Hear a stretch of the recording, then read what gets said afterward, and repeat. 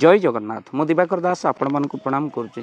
शास्त्र लिखाई जे सकाळ उठी जदि नारी यही सब कार्य करे ताको लक्ष्मी बोली कहती। तो कौन करे नारी ना सकाळ उठी जदि झाड़ू करे, द्वितीय हूँ गहम पेशी कर रखे, तृतीय हूँ रोषे करे, चतुर्थ गुरुजन मानक खाद्य परसे आउे अल्प रोजगार संतुष्ट रहे ताने नारी को लक्ष्मी बोली कहुए। किंतु एबे तो समय बदली जाइए। सकाळ उठी झाड़ू करने दूर कथा नारी शोबे कि उठला बेलू 11टा बाजि जाऊँ, बेले बेले 10टा हो जाऊँ। बहुत लोक अच्छा जो मैंने टाउन रे अच्छा महापुरुष लिखिते राति चाहे दिन में शोबे समय एमती आसला।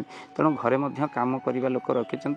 तेणु नारी मैंने बहुत डेरी में उठुन जहाँद्वारा लक्ष्मी छाड़ी जाती। किंतु मन रखि था जो नारी ता स्वामीर निंदा कौन सी जगार करे ना जानतु से नारी हूँ पतिव्रता। ये नारी ही भाग्य थे मिले। सकाल उठी स्वामीर पाद सेवा करी जो नारी अन्य कार्य को जाए जानतु धरी से नारी ही लक्ष्मी। आउ प्रकृत में स्वामीर जेतिक रोजगार अच्छे ताधे संतुष्ट हो चलवा सहित संचय करें से हूँ नारी लक्ष्मी स्वभाव। जो नारी आसवा पर धन आस्ते आस्ते बढ़ा लगे, स्वामीर टेंशन दूर हुए, स्वामी जिते रागिले तार क्रोध को शांत करने स्त्री पाखे से अमोघ औषध थाए जानतु धरिकी से नारी हूँ प्रकृत लक्ष्मी बोली विवेचित करा। शास्त्र ये नारी मानकर कथा कहुई जो नारी धर्मपरायण जमी सती सावित्री परी आउ अनुसूया परी स्वामी को मृत्यु पाखर बंचे दी। आम मृत्यु पाखर स्वामी को पछे न बंचे पारू कि स्वामीर सेवा एमती करूँ दुखरे सुखरे साथी हेबा हूँ नारीर प्रकृत पतिव्रतार धर्म। किंतु महापुरुष लिखिते समय एमती आसब उच्चिष्ट भुंजाई भक्षण करेंगे, स्वामी को मारे माड़ टाही टापरारे कटुक्ति भाषे नपुंसक छाड़ छाड़।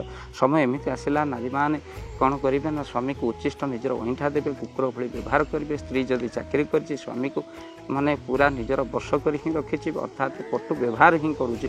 अन्य लोक आगे स्वामी को एभली गाली करुच्ची जो भली भाव में लोक मैंने देखी अत्यधिक स्त्रीटा एमती स्वामी कौन व्यवहार कर। तेणु से नारी घरे रहिले घर लक्ष्मी छाड़ी जाए। भक्तबंधु जो नारी दुलदुल होकर चले तापर जो नारी स्वामी को बारंबार खुंटना दिए, स्वामी को सब अशांति हुए स्वामी उपर, तेणु यही नारी घरे लक्ष्मी छाड़ी जाए। तेणु स्वामीर मन को नहीं चलबार नारी मिलवा कोटि जन्मर भाग्य। सकाल उठी जो स्त्री ता स्वामीर पाद सेवा कर अन्य कार्य करे, स्वामी को प्रणाम करे सकाल उठी, से नारी को कलिजुग में पतिव्रता नारी बोली कहुई।